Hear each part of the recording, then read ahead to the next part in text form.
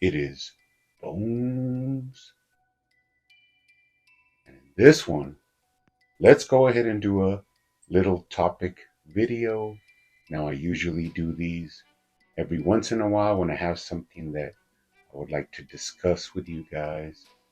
Now, this one comes up because of the recent releases and reveals from McFarlane, and that was the new 52 version of Cyborg Superman and the second digital wave from McFarlane, which will include classic The Atom, Ray Palmer, a McGinnis version of Superman, and a very specific version of Green Arrow that, although does have some new pieces, it is a more old school version of the Emerald Archer.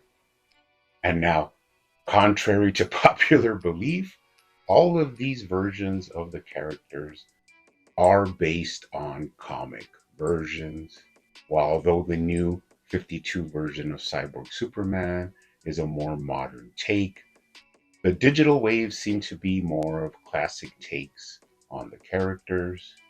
Now, this is a double edged sword because there are certain things I enjoy about the new sculpts, new era figures, and there's also things I enjoy about your classic designs of a lot of these characters. But of course, in the comments, we did have your, you know, oh, we don't want this. This is another one of these crappy, over designed, detailed figures from McFarlane. We want the old cyborg, the classic cyborg Superman. And it's just, a mystery to me because I'm kind of like, are you so close minded and so like dead set on what you want that you cannot see the beauty of this sculpt and this new design that isn't just straight from the brain of McFarlane? It is directly from the pages of the comics. And although it is not what the version that you may want, it is something new and something fresh and something we've never seen before. So I don't know if you're just that brain dead that you have to hate on something that isn't specifically to your liking. Because as far as I'm concerned, I enjoy new things that I've never seen before, new designs, new sculpt, but I can also appreciate older classic versions with better articulation and a more modern action figure design. But but but we want the classic cyborg Superman. We want the one from the death of Superman. This just shows me that you have absolutely no patience. And what I mean by that is that we all should know that this is not a sprint. This is not a 20-yard dash. This is a marathon. We're going into years of this line. And hopefully, the way things are looking, it's going to keep going. The only thing we could hope for is better figures, better design, better accessories, encompassing all of the different versions that we want of the characters. And trust me, there is a 99.9% chance we will see the Death of Superman version of Cyborg Superman, and this will include, we may even see a regular Eradicator, as well as the correct version of Superboy. Now, why do I think this? Because it is a no brainer. Those are easily going to be number one sellers for McFarlane, and he knows that. So, this takes us into another point, and that is you can't release everything at once. To keep interest in the line, you must hold on to some of your, fire figures, fire releases, the fuego, as they may say.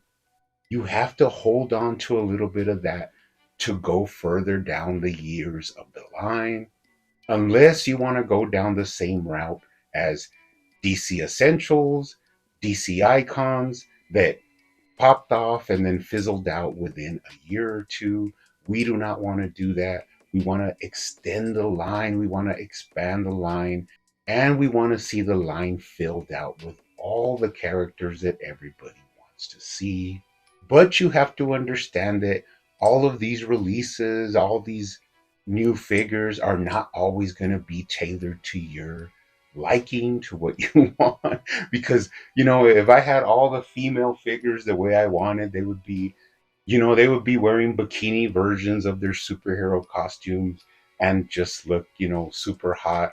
And it's not going to happen. I have to enjoy what I enjoy and, skip on the things that just don't catch my eye. Now, on the other side of the coin, you do have the classic, releases from McFarlane. So we'll mainly focus on the Adam Ray Palmer because that is, what I'm seeing more as a trend of what's coming from McFarlane when you think of your classic versions. And it is what many people wanted from the beginning. They would, say that they don't want new designs, they don't want new sculpt. They just want the same body book used over and over again. They just want painted on designs and they just want the same reused hands and accessories for all of the figures. And the thing is that I think McFarlane really caught on to this and he's like, they want classic with the same, parts. I'm going to do it because you may call that lazy, but to me, it is more cost effective. Cost effective being the point that he can release figures that people are asking for, that collectors want, while still keeping the production price at a minimum, which allows for the company to build more income and allows for new designs, new scope work, and new figures from the DC Multiverse line. But the downside is you're going to get what you wished for. You're going to get painted on belts, painting over the same boot designs. Why? Because it is just a cheaper way to go in the terms of cost for a new figure. And I'm pretty sure McFarlane knows these will sell reasonably well. So we can see a little pattern going on, and that's going to be you're going to have random new design, new sculpt figures. You're going to have video game figures, which tend to have more of a new sculpt. You're going to have page punchers, everything that uses a lot of new design and new sculpt work. But you're also going to have your classic, which is going to be reused bodies, painted on emblems, painted on details, and just added little parts to make it a different figure, which is truly a sales tactic that Legends follows, DC Universe Classics did it, all the other lines did it, but they did it for a majority of their line, while McFarlane is only doing it for certain versions of characters where it actually applies and is a more easily produced new figure. And the beauty of it is that I can appreciate both. I can appreciate things we've never seen before, new designs, things that are, out of your imagination. And I still have room to appreciate old school designs of characters. Although I've seen them time and time again, I have tons of the earlier designs of characters, Superman, Batman. I've seen it over and over again. So for me, it is a joy when I get to see something that blows me away in design and scope work and in articulation. But trust me, we will be seeing other versions of the same characters. And this is because McFarlane must keep interest in the line. Actors can anticipate future releases. Right now, we're in 2024. I can see in 2025, maybe even into 2026, we're going to see a classic comic book version of Two Face.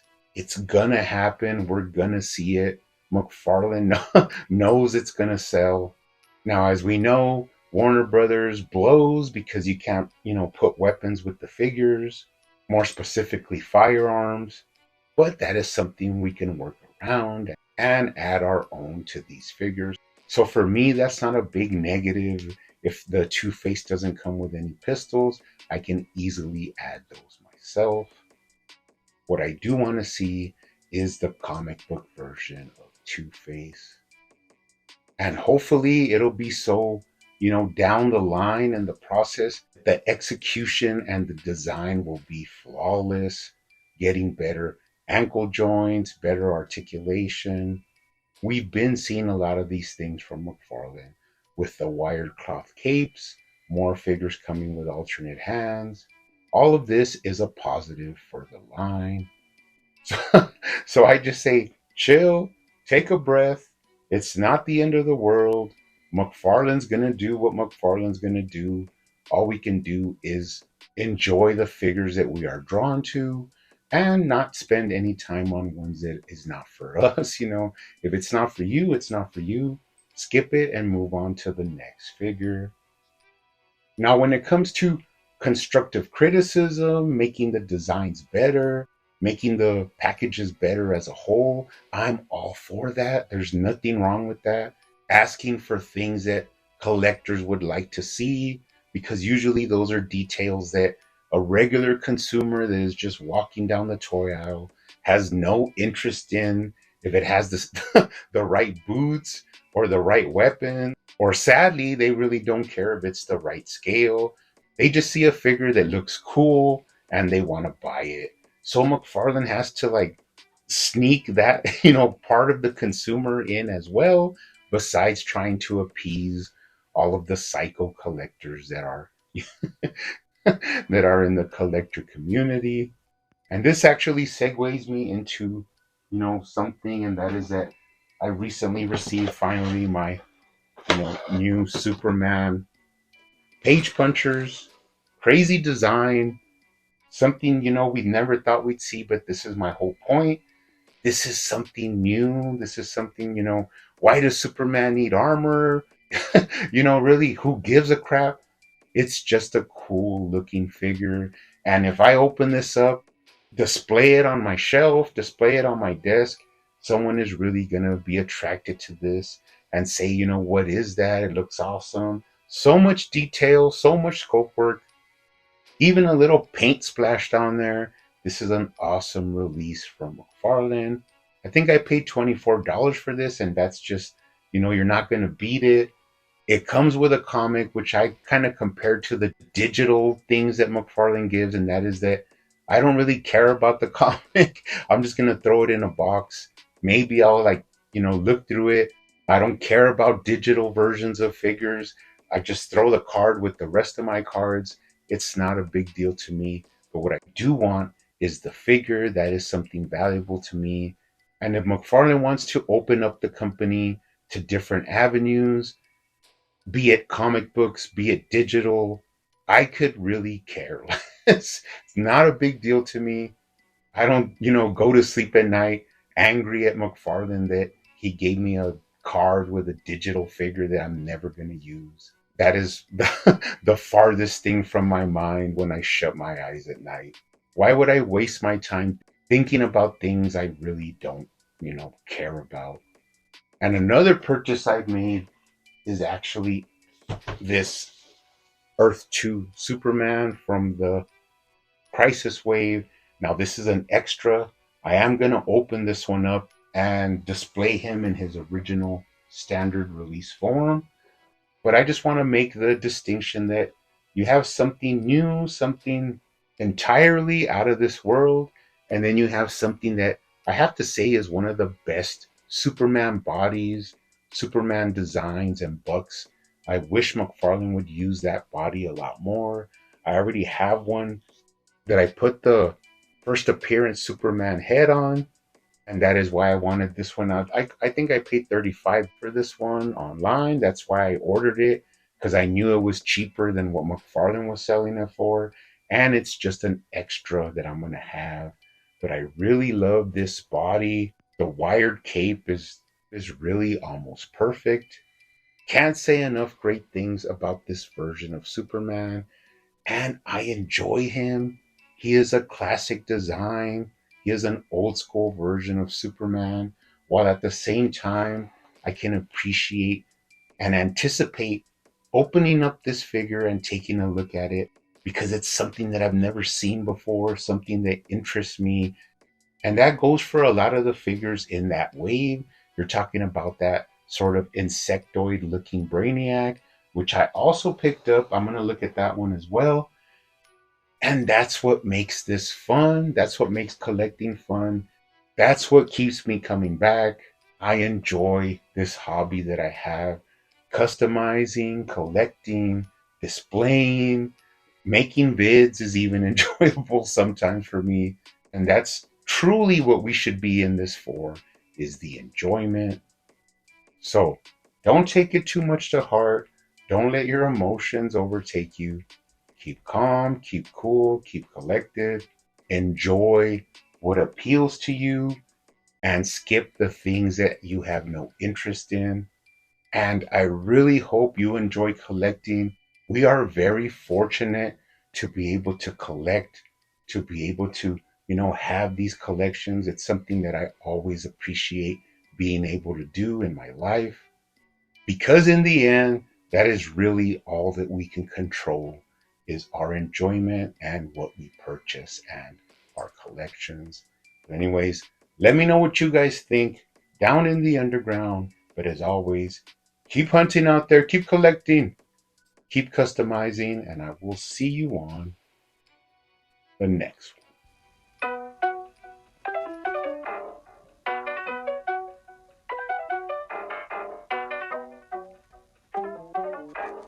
They used to call me Crazy Joe, but now they can call me Fat Man.